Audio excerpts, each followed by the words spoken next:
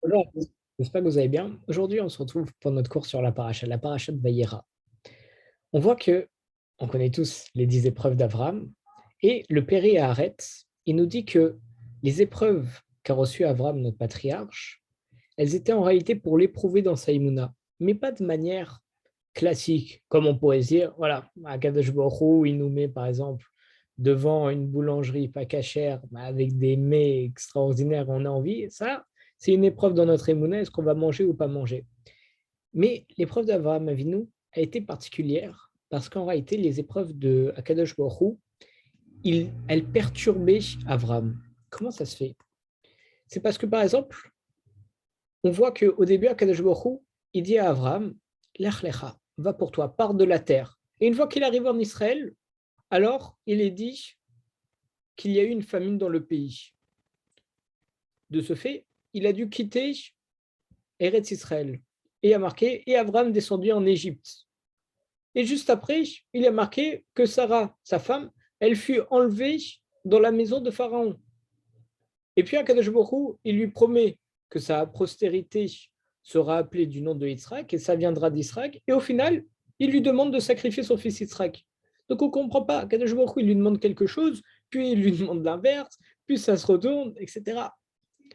Et c'est ça justement la phrase, la force, excusez-moi, d'Avraham Avinu, c'est qu'il s'est armé d'une émouna simple en Akadosh Baruch Hu, qu'il n'a jamais contesté, même pas en pensée, et toujours il était avec Akadosh Baruch Hu, et c'est grâce à ça qu'il est parvenu au plus haut sommet.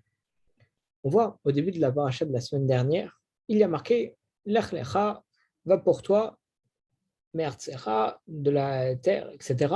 Et Rashi, il explique que l'Ech Lecha va pour toi. Pourquoi est-ce qu'on dit pour toi? Tout le monde connaît ce commentaire. Pour toi, c'est pour ton profit, c'est pour ton bien que tu vas partir. Et donc, de ce fait, on devrait reprendre ce commentaire de Rashi pour l'appliquer dans notre paracha. Lorsque Akadosh Baruch Hu, il dit à Avram, Lech Lecha et arrête à Moria, va pour toi vers la terre de Moria. Donc, on devrait appliquer aussi le commentaire de Rashi en disant pour toi, c'est pour ton profit et pour ton bien. Mais dans ce cas-là, on s'interroge. On se dit en quoi il y avait du profit et du bien pour Avraham Avinu d'aller voir à Moria, parce que là-bas, il est censé sacrifier son fils Yitzhak qu'il a engendré à un âge très élevé. Donc comment est-ce que ça peut être pour le bien d'Avraham, sacrifier son fils? Par contre, si on s'intéresse maintenant au commentaire du Rambam, on peut voir que le Rambam nous dit il lui a été ainsi promis, donc à Abraham, par le mérite de la Kedat Israël, du sacrifice de son fils, que nulle faute n'allait entraîner à jamais l'anéantissement de sa prospérité ou qu'elle tombe entre les mains de ses ennemis sans pouvoir se relever. Et c'est grâce à ça qu'on va avoir la délivrance future. Donc en réalité, le Rambam il nous dit que par cette force qu'a eu Abraham de sacrifier son fils, alors c'est par ce mérite-là, c'était comme un conditionnement, c'était la condition pour laquelle alors la postérité va descendre de Yitzhak et que jamais on ne soit asservi totalement, jamais on tombe, rasé shalom, entre les mains de nos ennemis ou qu'on soit anéanti. Donc c'est justement par ça que le Rambam nous dévoile que c'est grâce au don de soi qu'a fait Abraham envers Yitzhak, qu'a fait Abraham Yitzhak envers Akadosh Baruch Hu, que les bénis Israël, nous aujourd'hui, on va pouvoir jouir Bezrat Hashem de la venue du Mashiach, même si on ne le mérite pas, juste par le don d'Abraham et Yitzhak. Donc, grâce à ça, on comprend pourquoi est-ce qu'il y a marqué Lech leacha le'ara Moria, va pour toi vers le mont Moria. Pour toi, c'est pour ton bien, parce que grâce à cette démarche, alors on a la venue du Mashiach, on a ce mérite-là. Donc ça nous explique qu'au sein même d'une épreuve et de toutes les difficultés qu'on peut avoir autour de ça, il y a toujours un bien pour l'homme et même pour sa descendance. Et même si sa descendance ne le mérite pas, alors par le mérite qu'on a, ça peut arriver sur la défendance. Et c'est en se rappelant de ça qu'il ne faut surtout pas baisser baisser les bras durant une épreuve. Lorsqu'on a une épreuve, se dire que si je la réussis, en même temps, ça va me faire du bien à moi, mais ça peut aussi faire du bien à ma descendance. Et pour ma descendance, rien que pour eux déjà, je devrais tout faire pour réussir.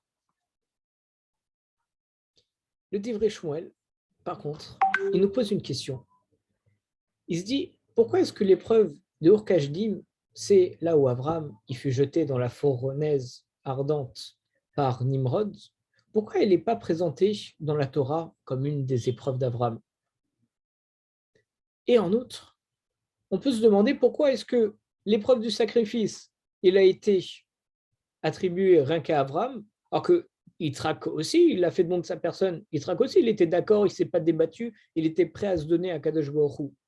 Donc pourquoi est-ce que ça va dans les épreuves d'Avram et on ne mentionne pas Yitzhak, on ne lui donne pas un mérite, entre guillemets, par rapport à ça? En fait, le Divrei Shmuel, il nous répond que pour les patriarches, faire le don de leur vie, c'est pshita, c'est pas si compliqué que ça, parce que c'est évident pour eux.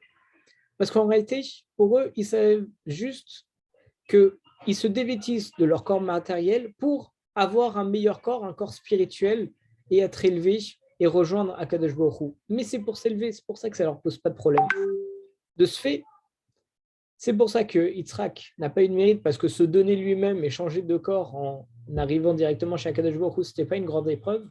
Et c'est pour la même raison que lorsqu'Abraham est tombé et a été jeté dans la fournaise ardente, ce n'était pas une grande épreuve pour lui, puisqu'il était prêt à se donner de toute façon à Akadosh Baruch Hu. Par contre, sacrifier son fils, ça c'était une épreuve. Comme on voit même dans le Midrash Tanchuma et dans Rashi, on dit qu'Akadosh Baruch Hu, il a supplié Abraham de surmonter cette épreuve parce qu'il y avait une grosse perplexité et contradiction dans l'esprit d'Abraham. Puisqu'il se dit, d'un côté, Akadosh Baruch Hu, il me dit, ta prospérité, elle va venir d'Yitzhak, et d'un autre côté, Akadosh Baruch Hu, il lui demande de le sacrifier en holocauste. Donc Abraham, il se demandait, comment est-ce que Dieu il peut me demander ça et ça? Ça peut être un manque d'émouna, on se dit, il doit y avoir quelque chose qui ne va pas, ça ne peut pas être la même personne qui me dit, tout va venir de Yitzhak, et maintenant, sacrifie Yitzhak. Mais néanmoins, Abraham, il avait une émouna simple, comme on dit. C'est-à-dire, il ne va pas chercher de complications. Lorsque Akadosh Baruch Hu lui dit quelque chose, alors il écoute. Et c'est grâce à ça qu'on a son mérite aujourd'hui. Et donc, non seulement le sacrifice d'Yitzhak, il était en rien en contradiction avec la promesse qui a été faite à Abraham, parce qu'au final, Akadosh Baruch Hu a fait en sorte qu'il ne soit pas sacrifié. Mais en plus de ça, par ce mérite-là, et c'est grâce à ça que la bénédiction a pu s'accomplir. C'est grâce au fait qu'il a failli être sacrifié qu'il aura de la prospérité qui va descendre. Comment ça se fait? Parce qu'en réalité, on dit que Yitzhak, jusqu'à ce moment-là, il était dans l'incapacité totale d'engendrer, parce qu'il avait une âme féminine.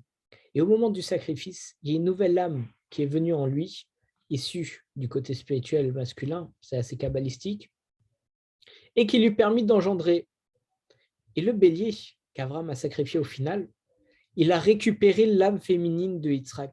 C'est pour ça qu'on dit, d'après le Midrash Talpiot, que lorsqu'on a sacrifié le bélier, alors c'était vraiment comme un sacrifice d'Yitzhak, parce que le bélier a revêti l'âme de Yitzhak Avinu. Justement, qu'est-ce qu'on doit en tirer pour nous aujourd'hui? On voit que même si parfois on ne comprend pas, on a l'impression qu'il y a des contradictions sur ce que Akadosh Baruch Hu fait, sur le fonctionnement, etc., on doit toujours être intimement convaincu que tout est soigneusement calculé et qu'il faut avoir confiance à Akadosh Baruch Hu, parce qu'absolument chaque chose est pour le bien, chaque chose est réfléchie, et nous on ne sait pas qu'est-ce qui conditionne telle chose ou telle chose, mais une chose est sûre, ce qu'Akadosh Baruch Hu fait, il faut toujours le suivre. Shabbat Shalom à tous.